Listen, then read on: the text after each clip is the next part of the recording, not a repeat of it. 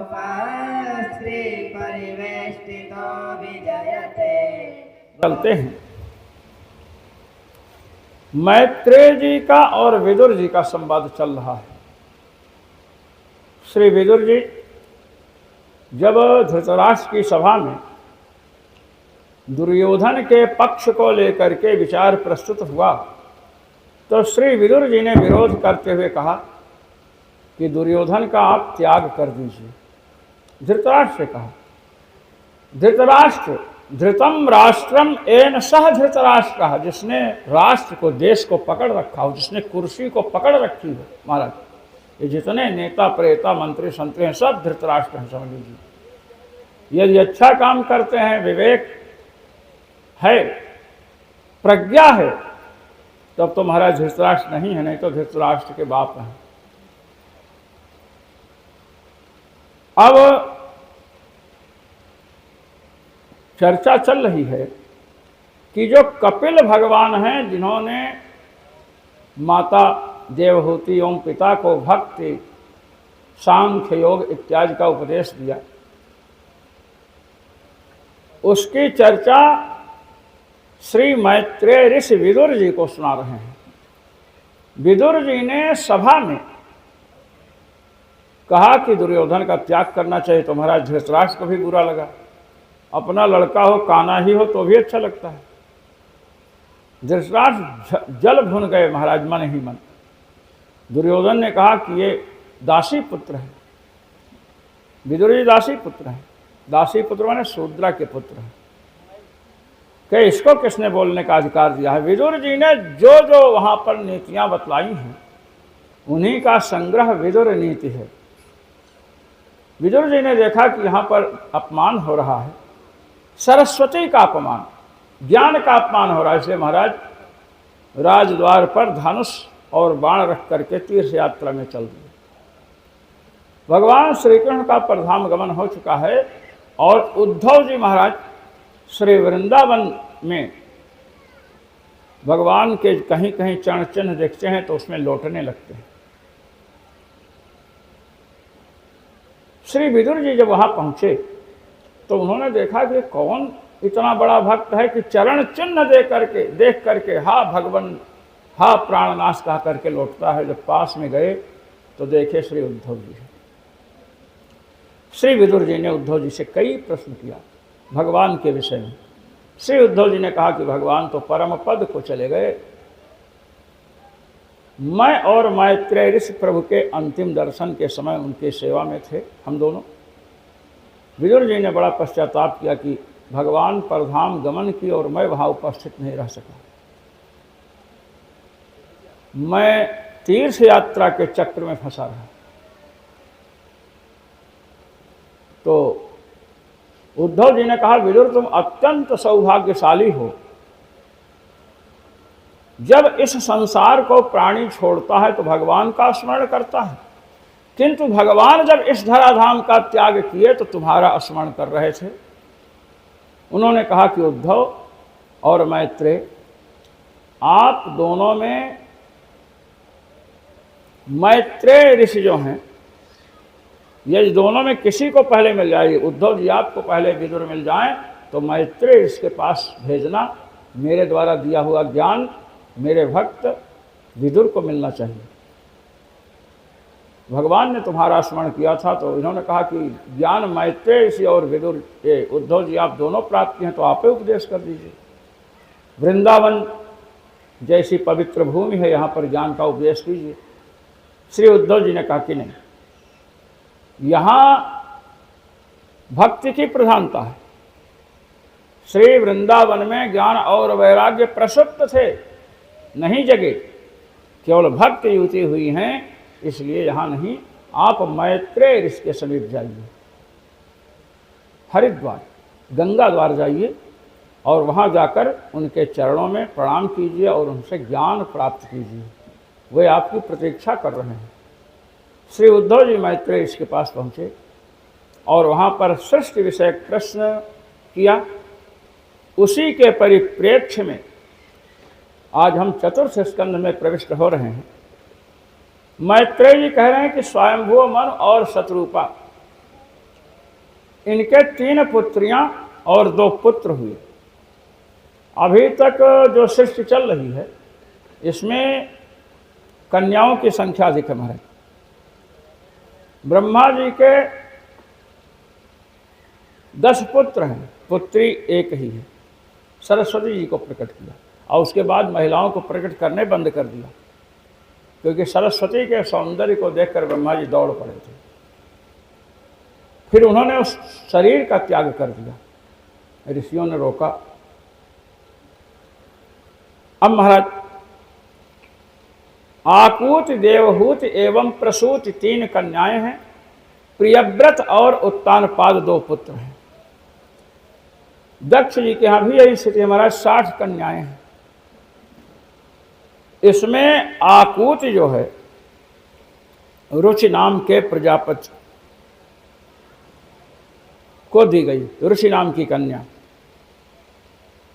अब आकूत के भाई भी है, आकूत भाई वाली है, और ये पुत्र का धर्म का आश्रय लेकर, पुत्र का धर्म यह होता है कि कन्या का विवाह किया जाए और उसमें शर्त रखी जाए कि कन्या के जो संतान पहली होगी, यदि पुत्र है तो हम ले लेंगे, कन्या का पिता, इसे कहते हैं पुत्र का धर्म।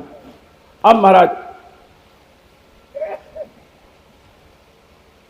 आकूत महाराज रुचि प्रजापति को दी गई। रुचि प्रजापति के साथ इनका विवाह हुआ। रुचि भगवान का चिंतन करते हैं, तो जिसका चिंतन करेंगे महाराज वही बनना पड़ेगा। भगवान का चिंतन करने से भगवान के गुण आए। जिस देवता की उपासना करते हैं मनोयोग से, तो महाराज उस देवता का स्वभाव आता है साधक में। इसलिए अत्यधिक उग्र जो देवता हैं, जैसे नृसिंह भगवान हैं, सरभ हैं, हनुमान जी महाराज, इनकी उपासना बहुत सोच विचार कर करनी चाहिए, क्योंकि अत्यंत उग्र देवता है। इनके तेज को सहन करना बड़ा कठिन होता है।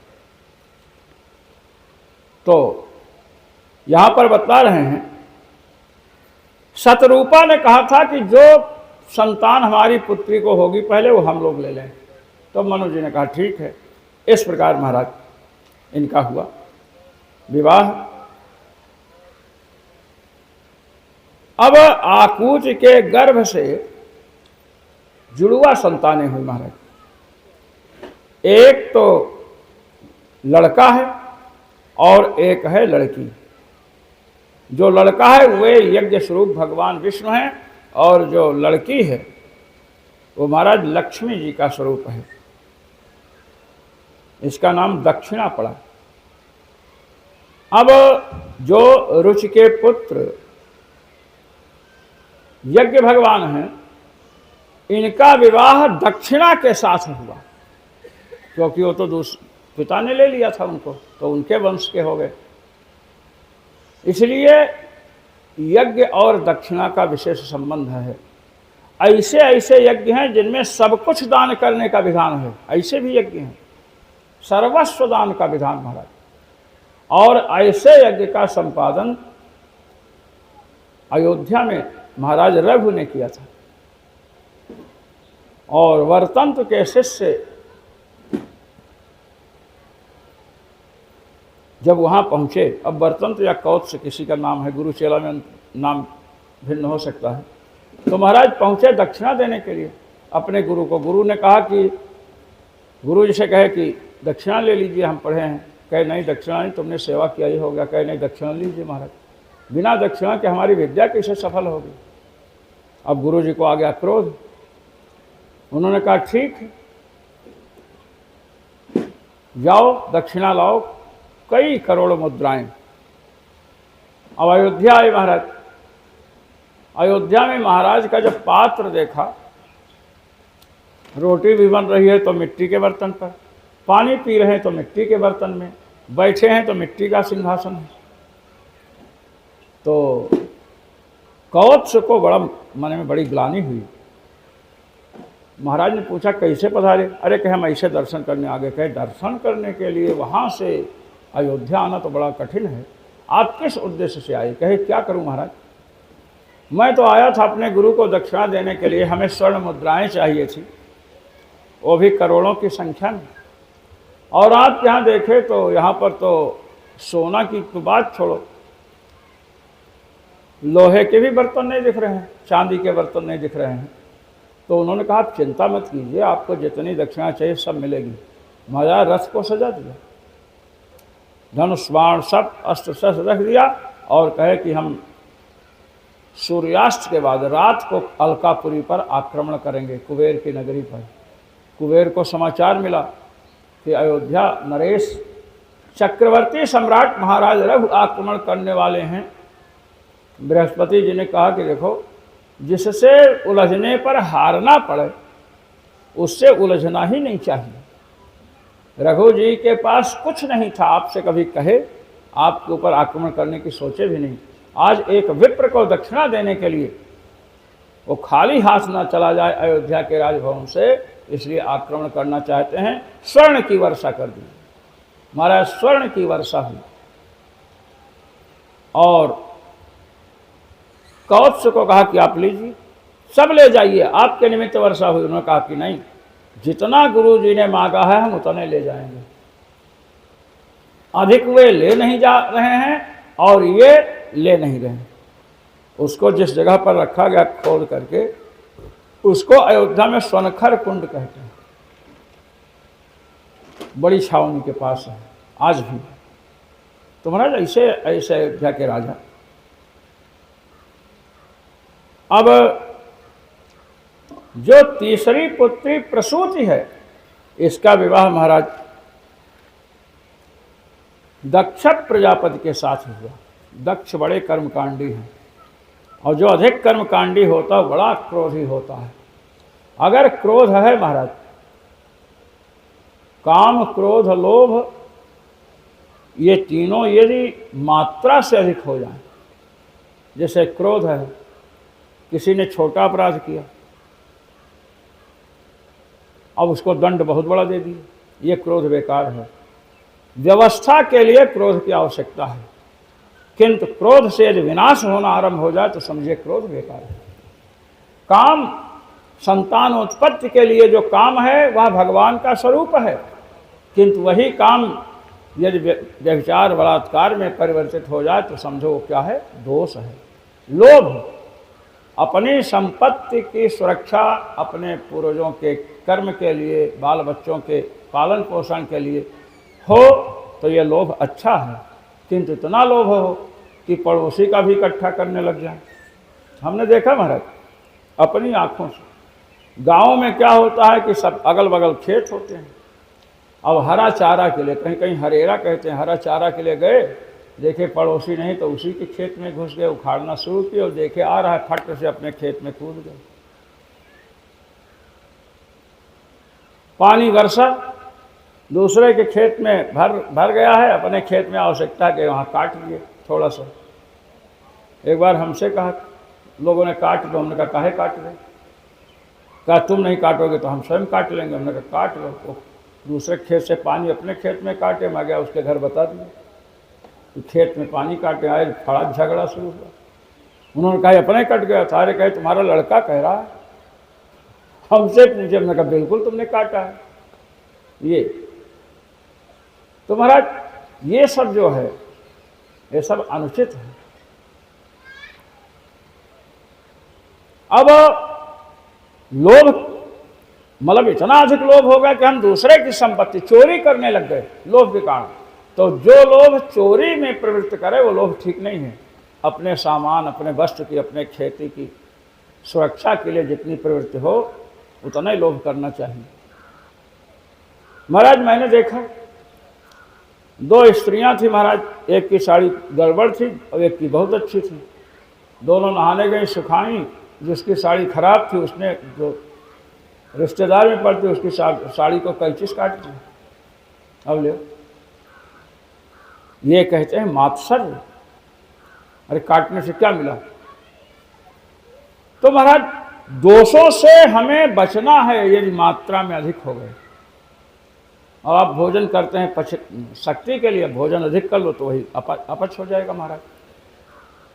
तो दक्ष प्रजापति बड़े भारी कर्मकांडी हैं, बड़े अभिमानी हैं। इनकी पुत्री जो सती हैं, भगवती सती का विवाह ब्रह्मा जी के कहने से दक्ष ने भगवान शिव के साथ कर दिया।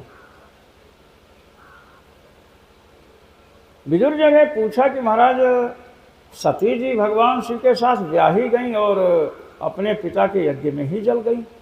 कहे हाँ, कहिए कैसे? दक्ष ने जलने को उद्यत अपनी पुत्री को रोका क्यों नहीं? भाई कोई भी पिता होगा, अगर उसकी बच्ची उसके सामने आत्मदाह करना चाहे तो कोई भी पिता रोकेगा। रामचंद्र परमहंस जी ने कहा अयोध्या में कि राम जन्मभूमि का ताला नहीं खुलेगा तो मैं आत्मदाह कर लूँगा। शिष्यों ने कहा गुरु जी आप ऐसा क्यों करना चाहते हैं? अरे कहे चुप रहो, हमें आत्मदाह तो करना नहीं है। कहे क्यों? अरे कहे जब चलेंगे तो लोग रोकेंगे कि नहीं? शिष्य ने कहा छूट गए कहीं आप? अरे कहे हम छूट जाएंगे, हम तो पकड़ के खींचेंगे उसको, अपना प्राण बचाने के लिए तो हमको रोकेगा। परमहंस जी बड़े बुद्धिमान थे महाराज, राम जन्मभूमि के लिए बहुत काम किया उन्होंने। अग्निहोत्र प्रतिदिन करते थे महाराज। विवाह हो गया सती जी का शिव जी के साथ। जब महाराज विवाह हुआ तो एक बार सभा थी, अनेक ऋषिमुनि आए थे, ब्रह्मा जी भी वहाँ पर थे, भगवान शिव भी थे। जब दक्ष प्रजापति आए तो सभी मुनियों ने प्रणाम किया, भगवान शिव और ब्रह्मा जी ने प्रणाम नहीं किया। ब्रह्मा जी तो दक्ष के पिता ही लगते हैं, कोई बात नहीं, शिव जी तो दामाद लगते हैं, इसलिए जब उन्होंने प्रणाम नहीं किया तो दक्ष को बड़ा कष्ट हुआ और उन्होंने सबके मध्य शिव जी की निंदा आरंभ कर दी महाराज। अब निंदा जब आरंभ किए तो क्या कहते हैं? अयम तु लोकपालानां यशोघ्नो निरपत्रपः सद्भिराचरितः पंथा येन स्तब्धेन दूषितः। कहते हैं कि ये लोकपालों के यश को नष्ट करने वाला है, यशोघ्ना। लोकपालों का जो यश है संसार में उसको ये शिव नष्ट कर रहा है। निरपत्रपः, निर्लज्ज है। त्रपा कहते हैं लज्जा को। निर्गता त्रपा यस्मात् सा निरपत्रपः, लज्जा ही जो है चली गई। तो निरपत्रपः ना त्रपा यस्य सह अत्रपः, जिसके लज्जा न हो उसे अत्रप कहते हैं। और निःशेषेण अत्रपः, पूर्ण रूप से जो निर्लज्ज हो उसे निरपत्रप कहते हैं। इस प्रकार महाराज भगवान शिव की निंदा करने लगे दक्ष प्रजापति और फिर शाप दिया। भगवान कुछ नहीं बोले। अयम तु देवयजना इंद्रोपेन्द्रादिभिर्भवः सहभागं न लभताम देवैर्देवगणाधमः। अयम तु देवयजन, ये जो शिव है ये देवयजन, देवताओं का जहाँ यजन अर्थात पूजन होता है। यजन के कई अर्थ हैं महाराज। यज धातु यज देव पूजा संगच करण दानेषु, देव पूजा को भी यजन कहते हैं। सत्संग कर रहे हैं इसे भी यजन कहते हैं, और दान दे रहे हैं तो इसे भी क्या कहते हैं? यजन कहते हैं, दान। तो इस प्रकार यजन के अनेक रूप हैं। और यजनम यागः, याग को तो यजन कहते ही हैं। कहते हैं इंद्र और उपेंद्र, उपेंद्र कहते हैं भगवान वामन को। कहते हैं इंद्र और उपेंद्र इत्यादि जो देवगण हैं उनके साथ यज्ञ में इसे भाग न मिले। क्यों? देवगणाधम, ये देवगणों में अधम है, ऐसा कहा महाराज। अब इससे बड़ा अपमान शिव जी का क्या हो सकता है। सरस्वती भगवती से किसी ने पूछा कि क्या देवगणाधम है? शंकर जी कहीं हैं तो देवगणाधम है, देवगणों में अधम है? कहे मैं ये नहीं कह रही, मैं तो ये कह रहा हूँ देवगणाधम है। देवगणाः अधमाः यस्मात् सह देवगणाधम, देवगण हो अधम जिससे उसे देवगणाधम कहते। बहुब्रीहि समास है महाराज। देवगण से अधम नहीं, देवगण ही इनसे अधम है, इसलिए तो इनको महादेव कहते हैं। और सब देव हैं, ये क्या हैं? महादेव हैं। महाराज भगवान से सुनते रहे। लोग मना कर रहे हैं दक्ष को, फिर भी दक्ष माने नहीं और महाराज साप दे करके वहाँ से चले गए। जब शिव जी को साप मिला तो महाराज उनके गण नंदीश्वर को बड़ा क्रोध आया। स्वामी को कोई अपशब्द कहे और सेवक सहन कर ले, पिता को कोई अपशब्द कहे पुत्र सहन करता रहे सामने बैठ करके, गुरु को अपशब्द कहे शिष्य सुनता रहे, तो ऐसे पुत्र ऐसे शिष्यों को धिक्कार है। इसलिए महाराज वश हो तो उसकी जीभ काट ले और नहीं वश हो तो कान मूंद करके चला जाए। कान मूंद न तो चलिए पर आइए। महाराज उन्होंने तुरंत उठ करके साप दिया। दक्षो वस्त मुखो चिरात। पहले तो ये दक्ष तत्व ज्ञान से विमुख होगा, इसे तत्व ज्ञान नहीं मिलेगा। और इसका जो मुख है ना, वस्त मुख हो जाए, बकरे जैसा मुख हो जाए। अचिरात मैंने शीघ्र ही, अधिक समय न लगे। ये नहीं कि इस जन्म में मरे फिर दूसरे जन्म में बकरा बने, ऐसी बात नहीं है। इसी जन्म में ये बकरा बन जाए।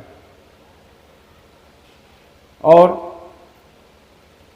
जो भगवान शिव का अपमान किए हैं वह संसार में विचरण करते रहे। ब्राह्मणों में एक भग देवता थे, एक पूषा देवता बैठे थे, भृगु जी। भृगु जी की लंबी दाढ़ी थी। अगर आज भृगु जी संसार में दिखाई पड़ते तो इनके दाढ़ी की लंबाई देखकर गिनीज बुक में इनका नाम जरूर लिख देते। बड़ी लंबी दाढ़ी थी महाराज। जैसे लोग आजान बाहु होते हैं, भुजाएं घुटने तक पहुँचे, इनकी दाढ़ी घुटने के नीचे तक जाती थी। इन्होंने दाढ़ी हिला हिला करके समर्थन किया दक्ष का। भग देवता ने नेत्र से इशारा किया कि हाँ हाँ छोड़ना मत, और पूषा देवता दांत दिखा दिखा करके हंस रहे थे। ये इन लोगों का काम था। तो महाराज अब ये सब ब्राह्मण हैं, तो ब्राह्मणों को शाप दिया महाराज नंदीश्वर ने। सर्वभक्षा द्विजावृत्यै धृत विद्या तपोव्रता वित्तदेहेन्द्रिया रामा याजका विचरन्ति हो। कहते हैं कि जो ब्राह्मण होंगे सर्वभक्षी हो जाए। सर्वभक्षी का मतलब जाति कुजाति जितने भी पवित्र अपवित्र हैं सर्वत्र भोजन करने लग जाएं। पवित्र ढाबा मिल गया तो खा लिए, और अपवित्र मिला कि हम प्याज नहीं खाते हैं, कि सब्जी में प्याज तो दिख रहा है अंकल, कि उसको निकाल करके खा लेंगे। इस प्रकार सर्वभक्षा, जैसे अग्निदेव सर्वभक्षी हैं ऐसे ब्राह्मण भी सब कुछ खाने वाले। अब सब कुछ खाने में कुछ बचा नहीं। और इनकी जो वृत्ति होगी, ये जो तपस्या करेंगे, विद्या पढ़ेंगे, व्रत का पालन करेंगे, किसके लिए कहते हैं? वृत्ति, जीविका के लिए। आप देखिए आज ये दिखने में आता है, स्वयं कभी हवन नहीं करेंगे ब्राह्मण। अपने घर में सबकी बात नहीं करता हूँ, प्रायः अधिकतर ये है कि स्वयं हवन नहीं करेंगे, स्वयं संध्या बंदन गायत्री नहीं करेंगे, और दूसरे के लाभ के लिए गायत्री 1.25 लाख जपनी है, दक्षिणा के कारण ले लेंगे। जो स्वयं गायत्री का जप नहीं करता है, जो स्वयं कभी हवन नहीं करता है, वो दूसरे के लिए हवन करावे, गायत्री जप करे तो कैसे लाभ होगा? मृत्युंजय का जप स्वास्थ्य लाभ के लिए लोगों ने किया और मर गए। दूसरे से कराए हरिद्वार में। तो महाराज मंत्रों की एक विधा है, मंत्रों को चलाने के लिए हमें योग्यता चाहिए। अब योग्यता नहीं है, बंदूक चलाने की योग्यता नहीं है, और गोली भर करके और दाग दिया अपने बाप को ही, पिता को ही उड़ा दिया, पत्नी को उड़ा दिया। यदि बंदूक चलाना सीखना है तो लक्ष्य कहाँ हमें गोली चलानी है, लक्ष्य का ज्ञान होना चाहिए। तो महाराज लक्ष्य का जिसे ज्ञान नहीं है, बगला भगवती बगला का मंत्र पत्नी के स्वास्थ्य के लिए जपवाना शुरू किया। नागौर की बात है, राजस्थान में, और पत्नी की जीभ ही चली गई, और उसमें है जिह्वाम कीलय। अब बताओ, जहर का सेवन करें स्वास्थ्य लाभ के लिए, कैसे लाभ होगा? महाराज पति से कहा किसी ने कि जीभ चली गई, आपने ऐसा क्यों करा? कहा क्या करें, मुझे पता नहीं था, बाद में बड़ा हंसे। कहा बहुत बोलती थी, दिन भर झगड़ा करती थी, अब शांति है। तो हमें देखना चाहिए कि किस वस्तु का हम जीविका के लिए, यदि विद्या पढ़ते हैं लोग, विद्या पढ़ते हैं, भावना ये होनी चाहिए कि हम विद्या का प्रचार प्रसार करेंगे। अब प्रचार प्रसार करने के लिए विद्यालय स्कूल कॉलेज में जाना अनिवार्य है महाराज। वहाँ पहुँच गए तो उद्देश्य तो है विद्या का प्रचार, और ये है कि पैसा मिले तो महाराज वेतन बढ़िया मिलने लगा तो पढ़ाने लिखाने क्या आवश्यकता है।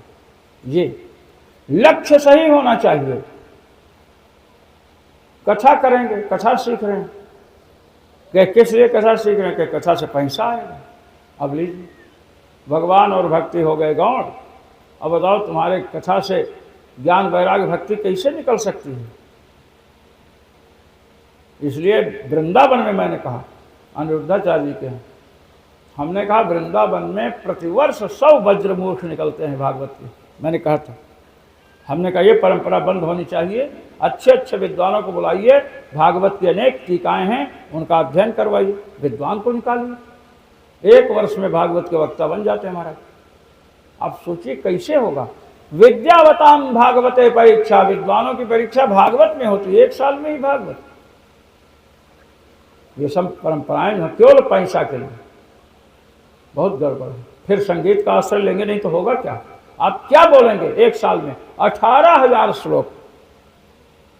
अब 18,000 श्लोक वो भागवत की, और वेदांत, वेद और उपनिषद के सार तत्व इसमें पिरोए हुए हैं। इसमें 1 साल में क्या बता देंगे वहाँ लोग? इसलिए कहा गया है कि गुरुजनों के समीप जाना चाहिए, परिश्रम करना चाहिए। तो महाराज विद्या तप और व्रत किसके लिए है? जीविका के लिए। वित्त देहेन्द्रिया रामा, धन में ही लगे रहेंगे, देह के पोषण में लगे रहेंगे, इंद्रियों को स्वस्थ रखने में।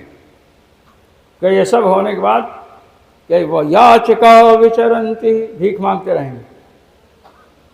आपने आत्मदेव और धुंधुकारी की कथा सुनी। आत्मदेव के इतना धन था फिर भी भिक्षा करते थे। अब आप सोचो, धन होने के बाद भिक्षा की क्या आवश्यकता है? और यदि भिक्षा मांगते हैं कि ब्राह्मण को भिक्षान्न सेवन करना चाहिए, तो इतना धन इकट्ठा क्यों कर रहे हो भाई? किसके लिए कर रहे हैं? संतान भी नहीं थी, और धन इकट्ठा किए तो किसने उस धन को अपने काम में लगाया? धुंधकारी वेश्याओं को ले आया, वो धन किस में लगा? वेश्याओं की सेवा में लगा, और वेश्याएं लेकर चली गई और लड़के को मार डाली। ये है। इसलिए धन शुद्ध होना चाहिए। एक महात्मा अयोध्या में थे, तो महाराज दूषित धन नहीं लेते थे। सीता शरण जी नाम था। हमने कहा महाराज ऐसा नियम आपने कब से किया? अरे कहे क्या करूं, मुझे एक सेठ ने पैसा दिया, कुछ अधिक दिया तो मैंने रख लिया, तो वो पैसा हमारे पैसे को लेकर चला गया। वो तो गए, साथ साथ मेरा भी पैसा गया। तब से मैं जो है बहुत सोच विचार कर पैसा लेता हूँ महाराज। तो अपने को धन की शुद्धि होनी चाहिए, और धन की शुद्धि नहीं होगी तो उस धन का उपभोग करने वाला चाहे लड़का हो चाहे लड़की हो चाहे गुरु जी हो, सबकी बुद्धि भ्रष्ट होगी। और इस प्रकार जब साप दिया महाराज ब्राह्मणों को, तो भृगु जी को सहन नहीं हुआ। भृगु जी उठ करके खड़े हो गए। भृगु जी ने कहा कि नंदीश्वर तुमने साप दिया? अरे हंसे हम दाढ़ी हिलाए, भग देवता ने संकेत किया, पूषा देवता दांत दिखाए, हम लोगों को साथ देते, तुमने तो पूरे ब्राह्मण समाज को साथ दे दिया। अब हम भी देते हैं, साथ देना हमें भी आता है। मैं वो भृगु हूं जो वैकुंठ जाकर भगवान विष्णु की छाती में लात जमाया था। अब मेरे सामने तुम सब ब्राह्मणों को साथ दिया, अब मैं साथ देता हूं। जिनकी तुम उपासना करते हो शंकर जी ना, उन शंकर जी की जो उपासना करेंगे, भवव्रत धरा ये च तान समनुव्रता पाखंडिनस्ते भवन्तु सच्छास्त्र परिपंथिनः। भवव्रत धरा, जो भगवान शिव के व्रत को धारण करेंगे, और जो भगवान शिव के व्रत धारण करने वालों का अनुगमन करेंगे, पाखंडिनस्ते भवन्तु, वे सब पाखंडी हो जाए महाराज, ये साफ दिया। और सत्शास्त्र परिपंथिना, जो सत शास्त्र हैं, दो प्रकार के शास्त्र हैं, सत्शास्त्र और असत शास्त्र। असत शास्त्र नास्तिकों के हैं और सत्शास्त्र आस्तिकों के हैं। इसे 12 दर्शन हैं, 6 आस्तिकों के, 6 नास्तिकों के। वाचस्पति मिश्र जो हैं वो 12 दर्शन केसरी कहे जाते महाराज, मिथिला के विद्वान थे महाराज, इतने बड़े विद्वान। विवाह हो गया, पत्नी पास में है, कई वर्षों तक यही नहीं पता चला कि पत्नी भी मेरे है। आजकल की औरतें होते सिर पर चढ़ जाती। एक दिन महाराज ग्रंथ शांकर भाष्य, ब्रह्मसूत्र शांकर भाष्य की व्याख्या भामती लिख रहे थे, तो लौ उसकी कम हो गई तो महाराज पुस्तक सामने और नज़दीक, पत्नी ने देखा, आई और दीपक में तेल डाल कर लौ बढ़ा दिया। जब लौ अकस्मात बढ़ी तो उन्होंने देखा बड़े ध्यान से, पूछा आप कौन? पत्नी से पूछा आप कौन? पत्नी ने कहा मैं आपकी पत्नी हूँ। अच्छा, हमें पता ही नहीं आप हमारी पत्नी हैं। तो महाराज कब शादी हुई, विवाह कब हुआ? कहे 12 वर्ष बीत गया। अरे, और मैं आपकी सेवा करती हूँ, आपने कई ग्रंथ लिखा है। उन्होंने कहा कि आपसे विवाह हुआ, मैंने पति धर्म का पालन नहीं किया। कहे कि कोई बात नहीं, लड़के बच्चे होते हैं 150 साल जिएंगे, बच्चे होंगे, बच्चे बच्चियाँ कितने साल जिएंगे? 100 साल, 150 साल तो नहीं जिएगा कोई ना। उन्होंने कहा कि मैं जो टीका लिख रहा हूँ, इस टीका का नाम, जो तुम्हारा नाम है भामती, मैं इसका नाम भामती रखूंगा। आज भी भामती अमर है, भामती प्रसिद्ध है महाराज। भामती व्याख्या है वाचस्पति मिश्र की, 12 दर्शन केसरी थे महाराज। सांख्य तत्व कौमुदी पर इनकी व्याख्या है महाराज। न्याय दर्शन, न्याय दर्शन में जो महर्षि गौतम के सूत्र हैं, जिस पर महाराज भाष्य है, वात्स्यायन भाष्य, और उस पर उद्योतकर वार्तिक, और उसके ऊपर टीका है, वार्तिक तात्पर्य टीका वाचस्पति मिश्र की है। तो महाराज इतने बड़े विद्वान मिथिला के थे, वाचस्पति मिश्र। तो ये जो न्याय दर्शन है, सांख्य योग, आप आरती करते हैं मानस की, 6 शास्त्र सब ग्रंथ निको रस। 6 शास्त्र, 6 शास्त्र कौन है? न्याय वैशेषिक, सांख्य योग, पूर्व मीमांसा, उत्तर मीमांसा, ये 6 शास्त्र हैं। 6 शास्त्र पूर्व मीमांसा 12 अध्याय में है, जिसमें धर्म का प्रतिपादन है, अथा तो धर्म जिज्ञासा, जयमिनी महर्षि लिखते हैं। हम लोग पढ़ते थे काशी में, श्री पट्टाभिराम शास्त्री गुरु जी के पास पढ़ते थे, हनुमान घाट में जाकर, उनको कोटि कोटि नमन है, गुरु जी ने पढ़ाया। न्याय दर्शन पढ़ते थे श्री बद्रीनाथ से गुरु जी के पास जाकर महाराज।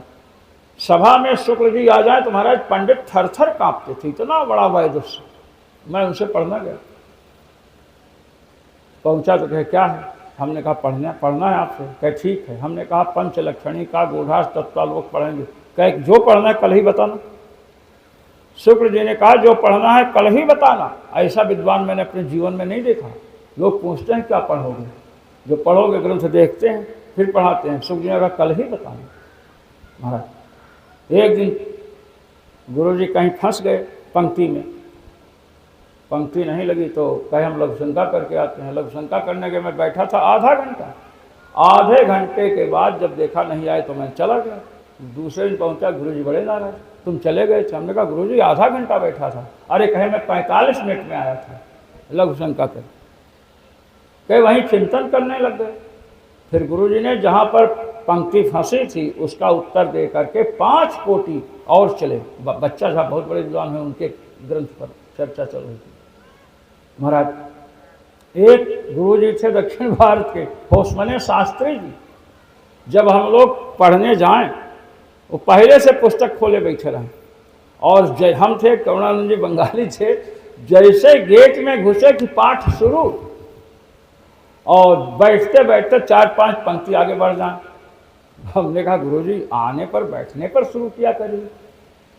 हम आते हैं, जब तक पुस्तक खोलते हैं तब तक 4-5 लाइन आप आगे बढ़ जाते हैं।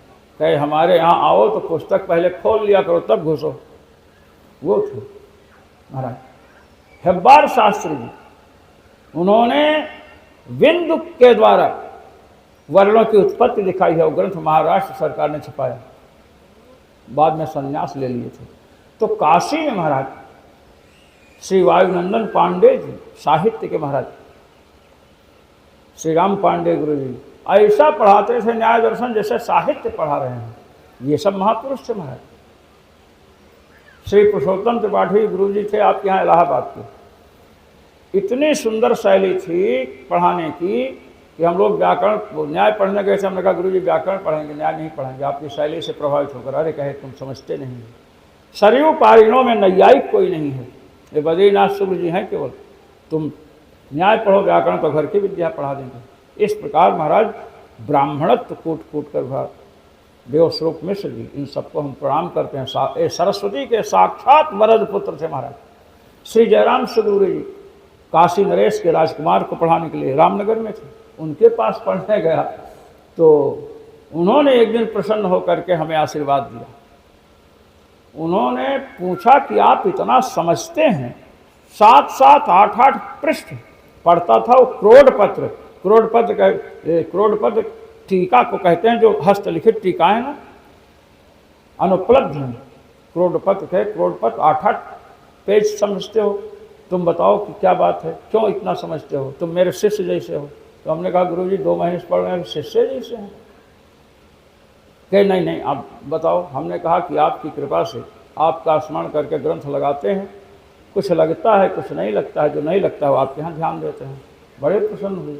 उन्होंने कहा अनधीता अभिग्रंथा अधीता भवे, जो ग्रंथ नहीं पढ़ोगे वो भी पढ़े जैसे हो जाएंगे गुरु जी ने।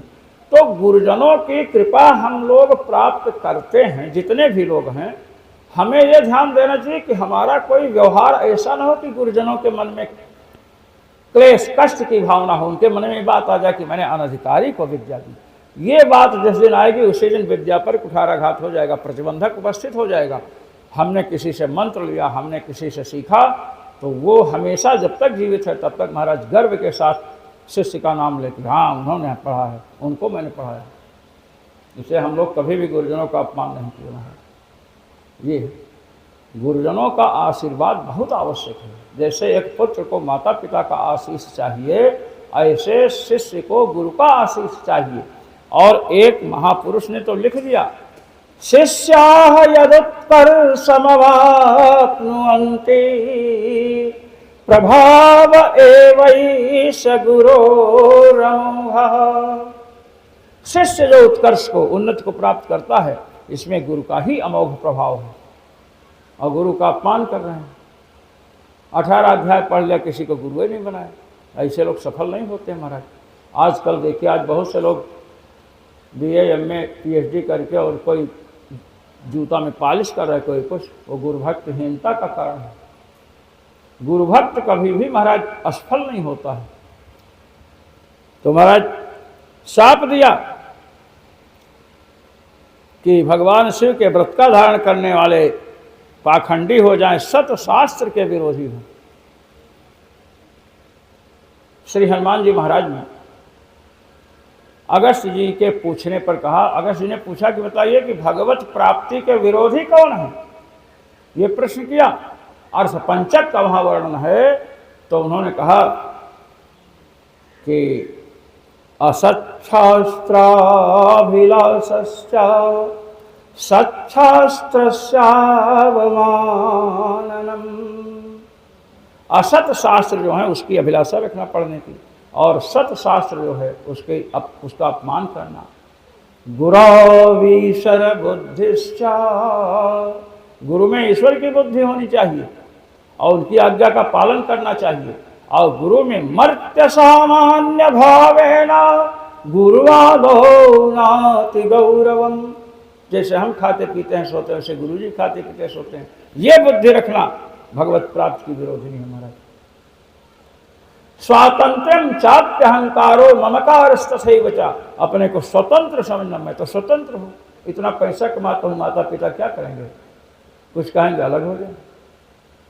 ये हम परतंत्र हैं, माता पिता की आज्ञा के अधीन हैं। भगवान श्री राम तो भगवान थे, पिता की आज्ञा माने कि नहीं।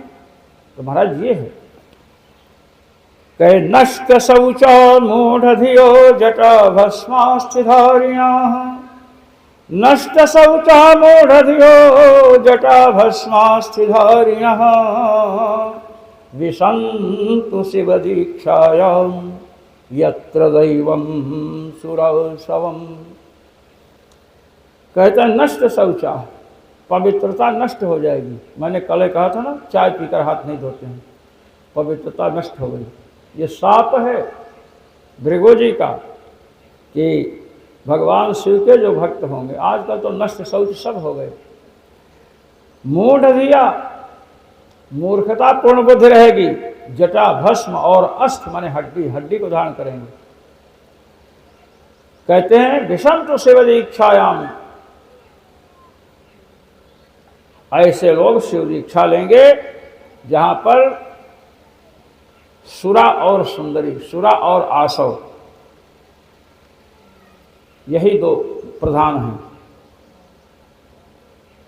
इस प्रकार श्री भृगु जी ने शाप दिया। भगवान शिव फिर भी कुछ नहीं बोले, भगवान शिव वहां से उठ करके चले आए। भगवान शिव चाहते तो तीसरा नेत्र खोल देते, भृगु फिर भी सब भस्म हो जाते। फिर तो शिव जी ने महाराज कुछ नहीं किया। अब सती जी जो हैं महाराज पति के साथ हैं। एक दिन सती जी ने देखा कि विमान पर बैठ बैठ करके सब लोग जा रहे हैं। भगवान शिव से आकर कहते हैं कि सब लोग जा रहे हैं, पिता के यहाँ यज्ञ है, तो मैं भी चलूँ, आप भी चलिए। शिव जी ने कहा मैं तो नहीं जाऊँगा, क्योंकि हमको देख करके ही उसका खून खौल उठता है, तो मैं चली जाऊँ। कहीं जाना तो चाहिए, रिश्तेदारों का जाना चाहिए, लेकिन कहीं कोई विरोध मान रहा हो वहाँ नहीं जाना चाहिए। अब महाराज बाहर निकलती हैं, अंदर आती हैं, अंदर आते तो शिव जी को घूरती हैं, बाहर देखते हैं कि सब जा रहे हैं। शिव जी ने सोचा कि अब इनको अगर रोका गया ना तो पता नहीं क्या अनुचित कदम उठा ले। मेरी पत्नी है, गुस्साए तो अपना सिर फोड़ डाले, नहीं तो पति का फोड़ डाले, बच्चे तो कुछ है नहीं। शिव जी ने रिंगी भृंगी को दिया और कहा कि जाओ, इनके साथ और भी गण थे। वहाँ गई महाराज, बहनें मिली, बहनों ने कहा कि आप तो बड़ी अच्छी हैं। पिता में मातम बड़ी निष्ठा, बिना बुलाए आ गई। ये व्यंग माता मिली, माता तो सभी पुत्रियों के लिए माता होती है। यज्ञ स्थल में जब गई तो महाराज वहाँ कहीं पर भी भगवान शिव का स्थान नहीं दिखा। यज्ञ होता है तो देवताओं का स्थान होता है महाराज। और तो बात जाने दीजिए, जो अपने यज्ञ कुंड बनाते हैं ना, मेखला जो होती है, मेखला जो होती है, मेखला की जब पूजा करते हैं तो भगवान विष्णु, भगवान ब्रह्मा, भगवान शिव की पूजा करते हैं। अधिक न करें तो विष्णवे नमः, ब्रह्मणे नमः, रुद्राय नमः कहकर थोड़ा अक्षत ही गिरा दें।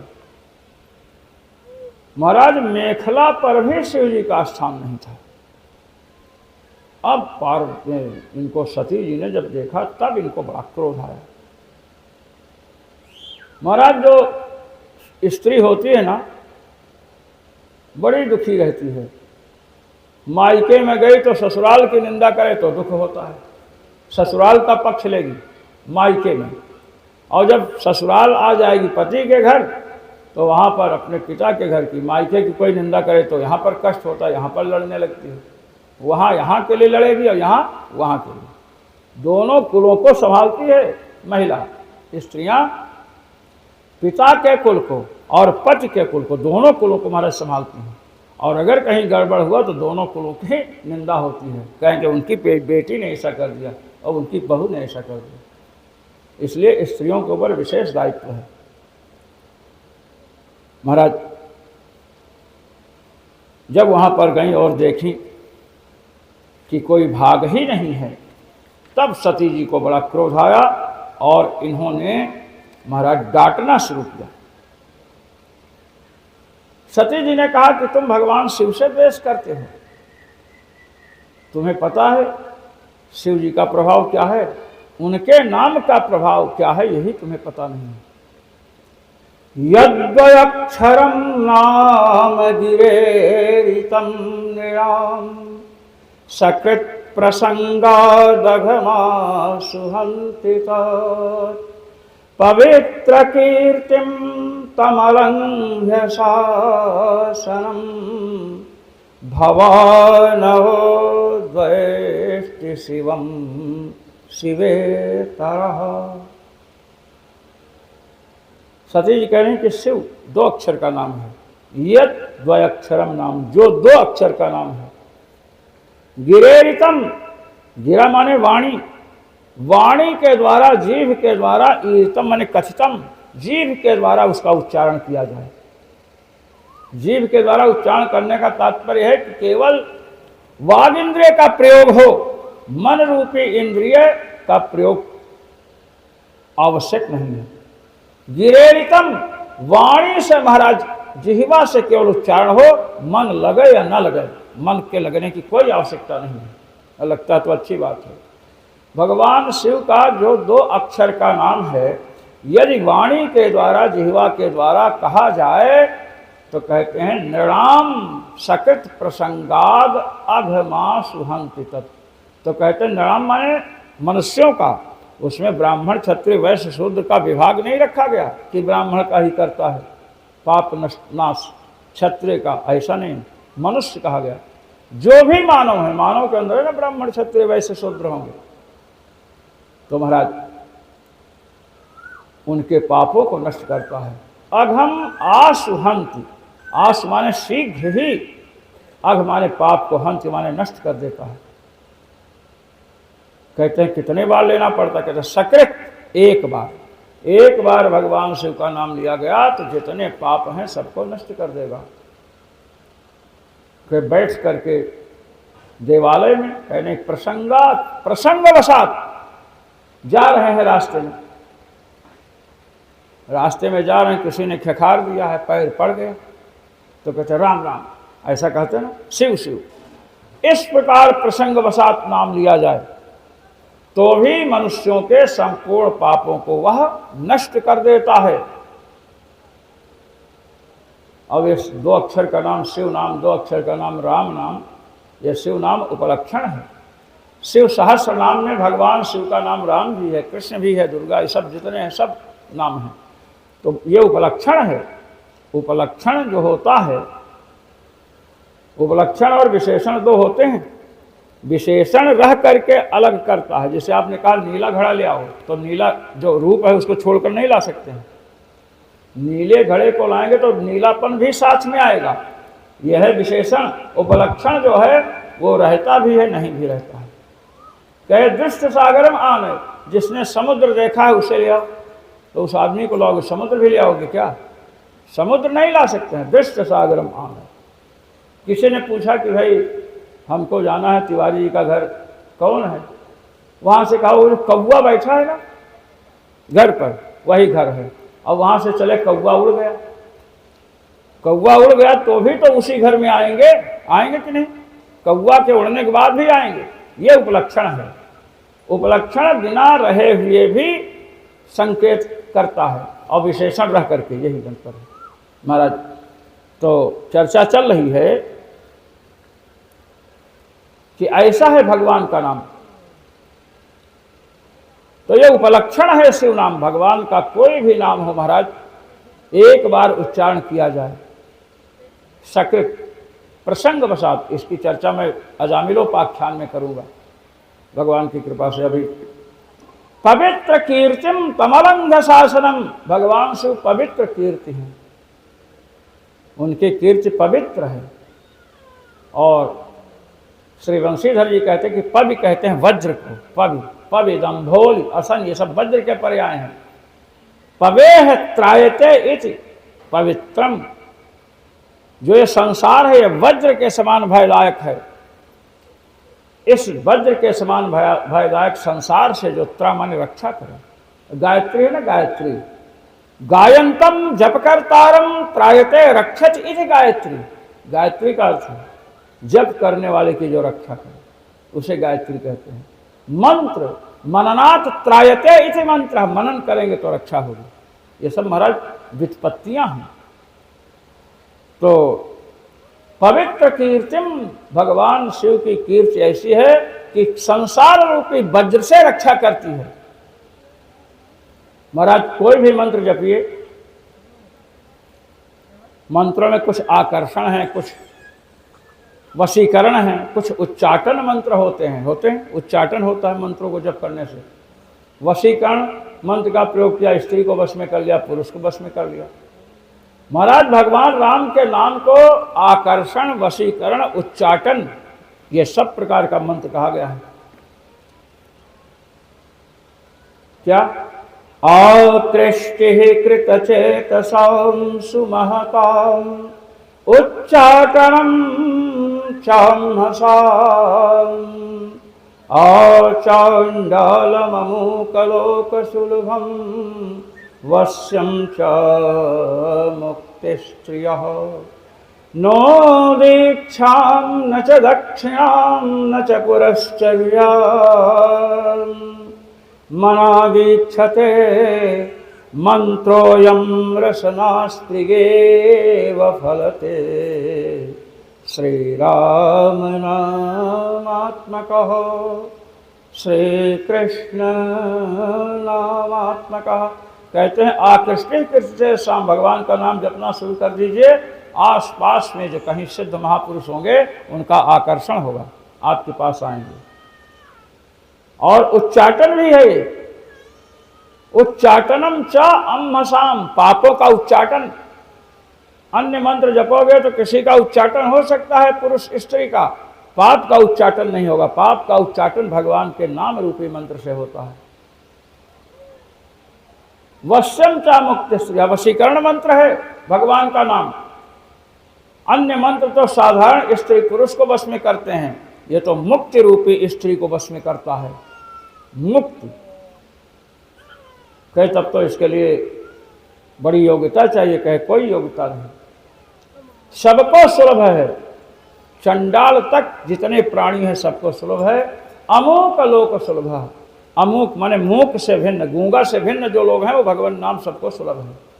नो दीक्षाम न च दक्षिणाम, इसके लिए दीक्षा की आवश्यकता नहीं है, दक्षिणा देने की आवश्यकता नहीं है, पुरस्चरण करने की आवश्यकता नहीं। पुरस्चरण जो है जब हम करते हैं किसी मंत्र का तो मंत्र को प्रयुक्त करने की योग्यता प्राप्त होती है। जैसे कोई राजा धन से हीन हो तो कुछ नहीं कर सकता है, ऐसे ही मंत्र पुरस्चरण से हीन अगर है, मंत्र का अनुष्ठान नहीं किया गया तो महाराज मंत्र में शक्ति नहीं आती है। पाप को नष्ट करने में सक्षम रहता है, लेकिन उससे चाहो कि हम किसी को भस्म कर दें, किसी को आशीष दे दें, आशीर्वाद, तो ये क्षमता नहीं आती उसके बिना। ये पवित्र कीर्तिम तमलंघ्य शासनम, भगवान की कीर्ति पवित्र है।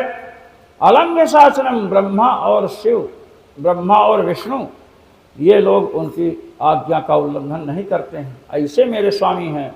भवान हो द्वेष्ट शिवम, आप शिव जी से द्वेष करते हैं, इसलिए शिव का अर्थ कल्याण, आप शिव से द्वेष करते हैं, इसलिए आप शिवेतरः, आप अकल्याण अमंगल रूप हैं। इस प्रकार कहा और योग आग्नि से महाराज शरीर को जला दिया। गणों ने महाराज उपद्रव किया तो भृगु जी ने दक्षिणाग्नि में आहुति डाली। दक्षिणाग्नि में आहुति पड़ती है महाराज दूसरे को परेशान करने के लिए। ऋभु नाम के देवता जलती मसाल लेकर आए और सबको भगा दिया। गण लौट करके भगवान शिव के पास आए, बड़े दुखी हैं। भगवान शिव को बड़ा क्रोध आया और उन्होंने अपनी जटा उखाड़ी, फेंकी और एक बड़ा लंबा चौड़ा पुरुष प्रकट हुआ। ये भगवान के गण हैं श्री वीरभद्र जी। काली जी साथ में चली और आज्ञा पाकर गए यज्ञ का, दक्ष के यज्ञ को ध्वस्त करने के लिए। वहाँ लोगों ने देखा बड़ी धूल उड़ रही है।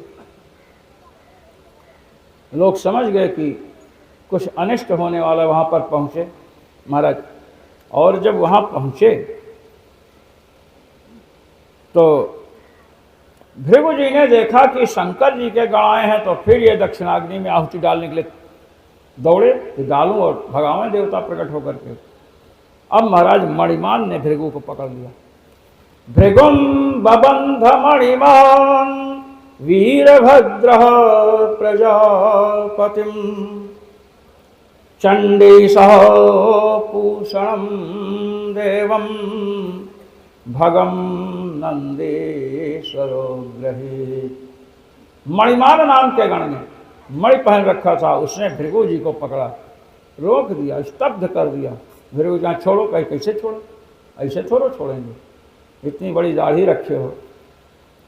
शंकर जी देख करके दाढ़ी हिलाते थे ना, मुझे सब सूचना मिली। तुरंत पकड़ कर दाढ़ी और नोच दिया। और भृगु जी की दाढ़ी बहुत बड़ी थी। आजकल भी जो ब्राह्मण होते हैं छोटे छोटी दाढ़ी होती, कहते भृगुवंशी है। अब वीरभद्र ने प्रजापति दक्ष को पकड़ा और तलवार से काटना चाहते, कट ही नहीं रहा सिर। एक गण ने कहा कटेगा नहीं। महापुरुषों ने इसके शस्त्रों से अच्छेद्य बना दिया। शस्त्र और अस्त्र से नहीं काट सकते, काट नहीं सकते। वीरभद्र ने कहा तो ठीक है, तोड़ तो सकते हैं, जैसे अपने कपड़ा निचोड़ते हैं ना। मुंह को पकड़ा इसे और इसे मरोड़ दिया, महाराज टूट गए, सिर अलग। चंडीसा पूषणम देवम, चंडीस ने पूषा देवता को पकड़ा, दांत दिखा करके हंसे थे। पकड़ा, कहा क्यों? सुनने में आया है, गणों ने बताया है कि तुम दांत दिखाकर हंस रहे थे। कैसो तो है, एक मुक्का मुंह पर मारा और 32 के 32 दांत बाहर। पूषा देवता के दांत ही तोड़ डाला सब। आज तक दांत नहीं जमा है पूषा को। अब भग देवता को नंदेश्वर ने पकड़ा था। लोगों ने कहा भग देवता ने क्या किया? कहे कि सनकारता था कि और रगड़े रहो शिव जी को। तो अच्छा, तुरंत महाराज सींग घुसेड़ दिया आंख में, आंख फोड़ डाली। ये दंड मिला महाराज। और जो और देवता थे ना, जो यज्ञ में भाग लेने के लिए आए थे, अब वो तो जब सती जी ने दाह कर लिया तो किसी को भाग मिला नहीं। महाराज शिव जी के जितने गण हैं सब ने कुटाई आरंभ कर दिया, मारना। किसी थप्पड़ गाल पर मार रहे हैं, किसी के पीठ में मुक्के पड़ रहे हैं, किसी का पैर तोड़ रहे हैं, किसी का हाथ तोड़ रहे हैं, किसी की नाक टूट रही है, कोई शूर्पणखा बन रहा है। इस प्रकार खूब कुटाई किया, बहुत अच्छी कुटाई किया। अब महाराज ब्रह्मा जी के पास सब पहुंचे और जो यज्ञ कुंड था ना, यज्ञ कुंड जिसमें स्वाहा स्वाहा होता रहा, उसमें पेशाब करना शुरू कर दिया। लघु शंका करके आग बुझाया। ब्रह्मा जी के पास पहुंचे देवता। ब्रह्मा जी ने देखा कोई लंगड़ाते हुए चले, जब 2 4 10 20 लोग तो बड़ा मजा आता है। लोग कहते हैं देखने में बड़ा अच्छा लगता है, 1 2 लंगड़ाए तो नहीं, जब सब लंगड़ा करके चले। महाराज ब्रह्मा जी ने कहा हंसते हुए कि अरे क्या हो गया आप लोगों को? लोगों ने कहा देवताओं ने कि हम लोगों की हड्डी पसली टूट चुकी है, अब आप करो क्या हो गया? तो ब्रह्मा जी ने कहा बताइए। कहे आप तो ब्रह्मा जी हैं, आपको तो सब पता है। तो ओ अच्छा देवताओं ये बताओ कि शिव जी तो गए नहीं। अरे कहे वही तो सब उपद्रव करवाए हैं। कहे मैं भी नहीं गया। ब्रह्मा जी कहे मैं भी नहीं गया, और विष्णु भगवान भी नहीं पहुँचे। तो तुम लोग क्यों गए थे? गांव के बड़े बड़े लोग न पहुँचे और पूरी हलवा खाने के लिए पहुँच जाए दूसरा व्यक्ति, तो वहाँ जब लड़ाई भिड़ाई होगी तो कौन बचाएगा? देवताओं ने कहा महाराज यज्ञ को पूर्ण करवाइए। शिव जी के पास ब्रह्मा जी गए और महाराज शिव जी के पास जा करके प्रार्थना की। शिव जी ने कहा कि देखिए ब्रह्मा जी महाराज, जो मूर्ख लोग हैं, मूर्ख लोगों के अपराध को मैं अपने दृष्टि में नहीं रखता हूं। नाघम प्रजेश बालानाम वर्णये नानुकीर्तये।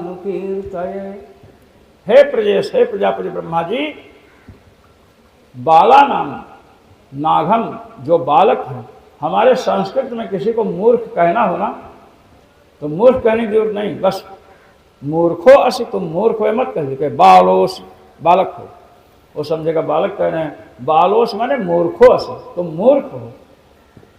और देवानाम प्रियो भवान, आप देवानाम प्रिय हैं। अब समझेगा देवताओं का प्रिय हूं, बड़ा प्रसन्न होगा। देवानाम प्रिय इतिचा मूर्खे, ये वार्तिक है व्याकरण में। देवानाम प्रिय किसके लिए है? मूर्ख कहना हो तो देवानाम प्रिय कह दीजिए, बस मूर्ख अर्थ निकल गया। देवानाम प्रिय समझेगा, कह रहे देवताओं को मैं प्रिय हूं, देवताओं को प्रिय मूर्ख ही होते हैं। तो महाराज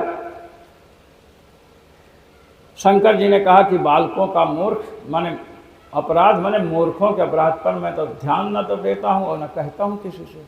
देवताओं ने कहा जब ध्यान नहीं देता, नहीं कहते, तब तो ये दुर्दशा हम लोगों की है।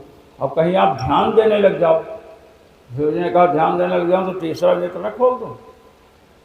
अंत में शिव जी को लेकर के लोग आए, देखा शिव जी ने भृगु जी कराह रहे हैं क्योंकि दाढ़ी नुच गई है पूरी। भग देवता हाँ रो रहे हैं, आप समझ लो, आंख ऐसे पकड़े हुए, और पूषा देवता मुंह पकड़े हुए। शंकर जी को देखकर सबने कहा कि महाराज कृपा करिए। भग देवता ने कहा कि मेरे आंख हो जाए, पूषा ने कहा मेरा दांत जम जाए, भृगु ने कहा मेरी दाढ़ी हो जाए। अरे कहे भी शांत रहो। अब देखा दक्ष मर चुके थे, अब दक्ष को जीवन दान दिया, चेतना का संचार हुआ, कहे सिर तो है नहीं, अब सिर किसका लगाया जाए, ये बात हुई। लोग कहते हैं कि कहे कि जो आगे पशु मिल जाए, जो आगे मिल जाए उसी सिर काट के लगा दो, यही नहीं कहते भागवत कथा में, जो मिल जाए उसी सिर काट के लगा दो, बकरा मिला उसी सिर काट के लगा दो। ऐसी बात नहीं है, हमारे यहाँ ये मीमांसा का विषय है। यजमानो वै पशु, जो यज्ञ आदि यजमान करते हैं उन यजमानों को पशु कहा गया है।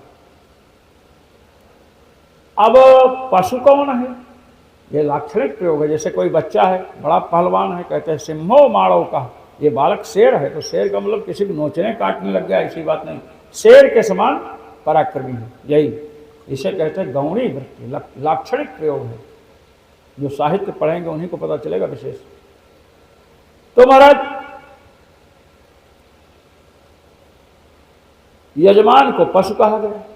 अब पशु याग हैं, पशुओं के द्वारा यज्ञ संपन्न होते हैं, चाहे अश्वमेध यज्ञ हो, कोई भी यज्ञ हो।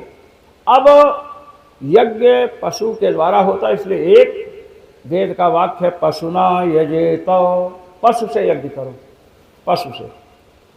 अब नाम तो नहीं लिया, घोड़ा गधा भैंस ये कोई नाम तो नहीं लिया, हिरण कोई नाम नहीं लिया।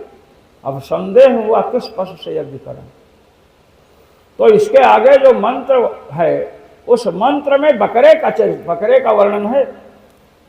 छागो व मंत्र वर्णात्, महर्षि जैमिनी ने सूत्र प्रस्तुत किया, छागो व मंत्र वर्णात्। छाग, छाग माने बकरा, बकरे को लेना है पशु शब्द से, क्योंकि मंत्र में उसी का वर्णन हो रहा है। तो पशु से, पशु में मुख्य पशु कौन है? बकरा, अज, इसीलिए यजमान को पशु कहा गया। तो पशु है तो पशु का अंग होना चाहिए, तो पशु के रूप में किसका वर्णन हुआ? बकरे का, इसलिए बकरे का सिर काट कर लगाया है महाराज। वल्लभाचार्य जी ने इस पर बहुत विशेष विचार किया है। ये है, ये नहीं कि कहे कि जो आगे मिल जाए उसे सिर काट कर लगा दो, ऐसा नहीं है। अच्छा, सिर काट कर लगाया बकरे का, अब उसके बाद दक्ष ने भगवान शिव की स्तुति की, हमसे गलती हो गई। आप सोचो, आज के विज्ञान के युग में, आज के विज्ञान ने इतनी उन्नति नहीं की है, यदि किसी मनुष्य को बंदर का दिल लगा दिया जाए तो बंदर जैसी हरकत शुरू कर देता है। आज की बात मैं बता रहा हूँ। एक ने ऑपरेशन कराया और महाराज उसे बंदर का दिल लगा दिया। वो बंदर जैसी चेष्टा करे, कभी उछले, कभी कुछ, कभी हुआ कि ये क्या कारण है। बाद में पता चला बंदर का लगा दिया, मनुष्य का लगाना था, बंदर का। ये है दक्ष के सिर के स्थान पर बकरे का सिर लगाया और जितना डाटा था, जितनी स्मृति थी, मेमोरी, वो सब खींच करके किसमें ट्रांसफर कर दिया, बकरे के सिर में। समझे ना, आज के वैज्ञानिक ये नहीं कर पा रहे हैं। आज की बात मैं बता रहा हूँ। भारत का विज्ञान कितना उच्च था। गणेश जी का सिर कटा, हाथी का सिर लगा दिया।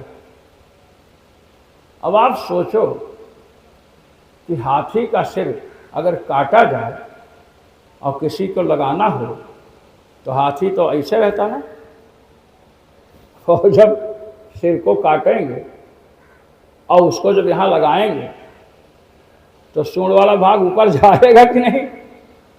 जाएगा ना, सीधे सामने नहीं रहेगा। ये हमारे भारत का विज्ञान है महाराज, ऋषियों का, कि महाराज इस ढंग से लगाया कि जैसे मनुष्य दिखता है, इसे दिख रहा है, ऊपर नहीं जा रहा है। दूरदर्शन, आज दूरदर्शन टीवी इत्यादि का आविष्कार हुआ।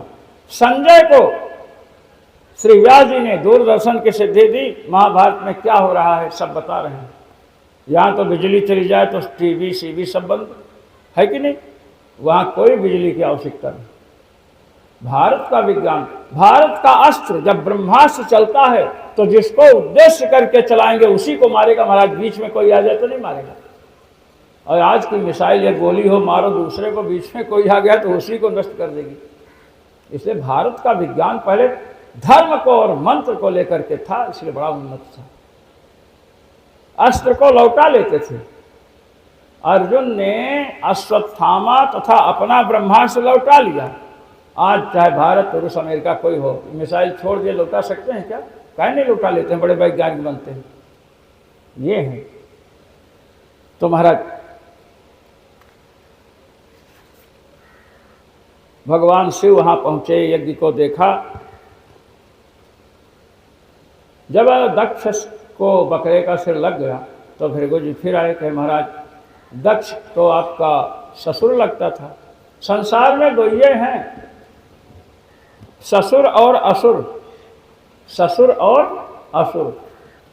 ससुर का अर्थ होता है सुरई सह ससुर, देवताओं के साथ जो हो, और असुर का अर्थ आप जानते हो, सुर का विरोध है। वस्तुतः जिसको हम ससुर कहते हैं उसको संस्कृत में स्वसुरः कहते हैं। स्वसुर, ससुराल कहते हैं, ससुरालय है वो। एक आदमी अपने ससुराल गया पत्नी से मिलने के लिए, इसको भी देखते रहना थोड़ा। एक आदमी ससुराल गया, अब महाराज ससुराल में दामाद का बड़ा सत्कार होता है, बड़ा सत्कार हुआ। तो उसने दरवाजे पर लिख दिया ससुराल स्वर्ग का द्वार, ससुराल स्वर्ग का द्वार। पत्नी कहीं गई थी, आई तो देखी, समझ गई कि हमारे पति ने लिखा है, तो उसने भी नीचे कमेंट किया, यदि रहे दिना दो चार। ससुराल स्वर्ग का द्वार कब? जब रहे दिना दो चार। ये वहाँ से पहुँचे, इन्होंने नीचे लिख दिया यदि रहे एक पखवाड़ा। उसने नीचे आकर लिख दिया हाथ में खुरपा और बगल में खारा, घास छीलनी पड़ेगी। तो ये है आश्चर्य की बात। तो ये है कि ससुराल देवताओं को भी प्रिय है। अच्छा, भगवान विष्णु कहाँ सोते हैं? सागर में। सागर के ही पुत्री लक्ष्मी जी हैं, ससुराल में रह रहे हैं कि नहीं? अच्छा, भगवान शिव को लीजिए, भगवान शिव कहाँ रहते हैं? कैलाश पर्वत, हिमालय में रहे। और पार्वती जी किसकी पुत्री हैं? हिमालय की।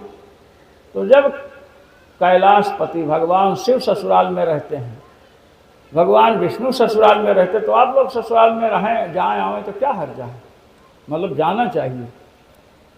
तो ये है इसलिए महाराज अब यज्ञ अपवित्र हो चुका है तो उसको पवित्र किया गया, लीपा पोता गया, अनेक प्रकार के प्रायश्चित कर्म हुए।